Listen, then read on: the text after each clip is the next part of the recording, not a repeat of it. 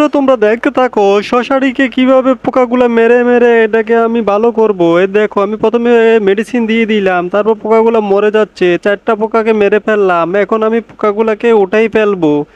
এই তো একটা উঠালাম, তারপর আবার আরেকটাকে উঠাইতে হবে। এই তো 4টা পোকা আমি এক এক করে উঠাই ফেললাম। এখন পোকাগুলো যে জায়গায় ধরেছিল সে জায়গায় আমি এখন মেডিসিন লাগাবো, তো মলম লাগাবো। একটু একটু করে মলম লাগিয়ে দিলাম, এই তো লাগানো হয়ে গেল মলম। এখন আমি কি করব, এখন আমি একটা ইঞ্জেকশন মেরে দেবো যেহেতু আর পোকা আর না হয়। ঠিক আছে, ইঞ্জেকশন মেরে দিলাম। বন্ধুরা তোমরা সম্পূর্ণ ভিডিওটি দেখতে থাকো। এখন আমি দেখি এটার ভিতরে কি আছে, একে কাটে নিলাম। ও বা ভিতরে তো বাচ্চা আছে, ও বাচ্চা তো চিল্লাইতেছে।